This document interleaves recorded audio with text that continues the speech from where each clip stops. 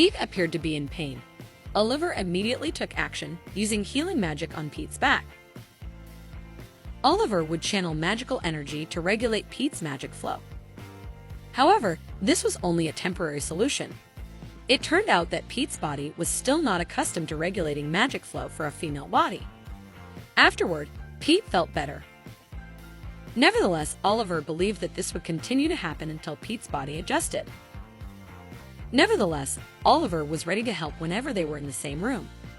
He said this while stroking Pete's head, making Pete feel embarrassed. Before they went back to sleep, Oliver advised Pete that he couldn't hide this from his friends for much longer. The next day, Pete informed the others about his reversal condition when they gathered. Katie and Michela were very impressed when they heard about it. However, Pete still couldn't understand what he could be proud of regarding his condition. He also didn't know how to utilize his new body. Then Keke wanted to teach Pete something simple. Because Pete now had a female body, he also had an important organ, the uterus. For female witches, this organ is called the second heart. The uterus is also known as a storage unit for magic energy. When running low on magic energy, its lid automatically opens and replenishes the depleted part. Michelle suggested that Pete practice opening and closing it at will. Then Michela demonstrated how to open it. Immediately, Pete felt a significant surge of energy. Michela explained that Pete's stored energy was flowing in. This would increase his energy several times over and boost his magical attack power. Shortly after, Michela closed it again. When Nanatsu saw this, it was the first time she realized that the uterus was a storage unit for magic energy. Being a woman herself, she wondered if she could do it too. Quite casually, Nanatsu tried to lift her skirt, but Oliver promptly stopped her. After that, Katie asked Pete if he liked dresses with frills. She wanted Pete to try various outfits. Suddenly, Tulio interrupted their excitement. He said he didn't come to pick a fight, he just wanted to vent. After his fight with Oliver, he kept losing repeatedly. He had lost his motivation because he saw his limits. Tulio also warned Oliver that there were strong participants out there. After that, they attended the magic sword science class. This time, Pete had a duel with Stacy. For some reason, Stacy seemed angry with Pete. She said she would get back at him for humiliating her earlier. Pete and his friends didn't understand why Stacy was behaving this way. This duel wouldn't end with just one attack. It would only end when the time was up. As they started, Stacy easily scored 1 point. Pete tried to attack again, but he was tripped by Stacy. His friends advised Pete to stay calm. Guy reminded him that he could use spells in this duel. However, Stacy was confident that she wouldn't lose in a spell duel. Pete immediately recited Tonitrus, but Stacy effortlessly dodged it.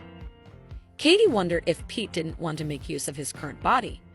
However, Michela replied that it was likely Pete couldn't reach that level yet. Pete tried Tonitrus multiple times, but none of them hit. Now Stacy counterattacked with the same spell. Pete was struck hard by the lightning spell. Stacy remembered when she was humiliated by Pete. During a class with Theodore, Pete proudly announced that he had read all volumes of his book, embarrassing Stacy in front of her uncle. At this moment, despite continuously receiving attacks, Oliver felt that Pete hadn't given up yet. Stacy underestimated Pete at this point. It was her chance to attack, and Pete immediately stepped forward to avoid Stacy's lightning spell. Although he stumbled briefly, Pete would score 1 point if time didn't run out. After the duel ended, Pete cried because he didn't score a single point. However, his friends tried to cheer him up. Pete even managed to perform a surprise attack using the reset flow called the heroic attack. Stacy had suspected that Michela taught him that technique. She viewed Michela as someone trying to undermine her. In the evening, as usual, Katie was keeping the troll company near its pen. Suddenly, she received a letter from the crow servant spirit. After opening it, the letter contained a map leading to the studio formerly owned by Vera. She invited her friends to go there together, saying that Vera had given her the place. However, her friends were skeptical of Vera's intentions. Katie tried to reassure them because Vera wrote in the letter that it was her way of apologizing. Moreover, they were very fortunate to get a studio as first-year students. Michela explained that before obtaining the studio, the journey through the labyrinth to reach it was much more dangerous. Oliver also felt it was too soon for this. Suddenly, Katie explained that 820 half-human creatures were being exploited to death here every year. The Academy treated magical creatures poorly and killed them unnecessarily. Katie wanted to change that practice. First, she had to become a successful researcher. That's why she needed a place to care for magical creatures. Katie knew she couldn't manage it alone, so she asked for her friends' help. She begged them to help her take care of the studio. Nana was the first to agree to help her. She analogized the studio as Katie's castle and wanted to protect it like a samurai. In the end, Michela, Guy, and Pete also agreed. It was just Oliver who hadn't agreed yet. Before he agreed, Oliver presented a condition, prioritizing their safety. If they met that condition, Oliver was even willing to go to the studio right away. Fortunately, it was already the end of the week. Now they were inside the labyrinth. Nana brought her flying broom even though there was no place to fly. She said she wanted to spend more time with it, and her broom's mood tended to change suddenly. Meanwhile, Katie was leading the way to the studio. She thought there would be no problem in their journey as long as they were together. However, Oliver once again reminded them that the labyrinth was full of various dangers. For now, no one should get lost. Just as he said that, Katie was suddenly fooled by a group of ball mice. Fortunately, her friends stopped her. Now they had been walking for quite a while. And for some reason, the route they had taken was full of magical creatures. Guy suspected that Katie intentionally chose this route. Suddenly, Katie instructed everyone to stop. She showed them that ahead of them were many concealed arrow shells. If they walked carelessly, they would be pricked by those shells. Katie tried to assure them that the pricks wouldn't be lethal, just a bit painful. However, she had a solution to pass through that path. The arrow shells would fall asleep if they smelled a certain incense. Katie had brought the incense and lit it. Suddenly, Nanao felt something strange from behind. It turned out there was a strong gust of wind blowing toward the path. As a result, the scent of the incense disappeared, and they had to run as fast as they could to avoid getting pricked by the arrow shells. After running out of breath, they finally managed to escape from the arrow shell area. However, Guy had some thorns stuck in his buttocks. Not far from there, they smelled something delicious. As they approached the source, it turned out to be a group of first-year students who were roasting and eating meat. Among them was a student dressed in military attire. He said they were having a barbecue party to welcome new members of the Labyrinth Feast Club.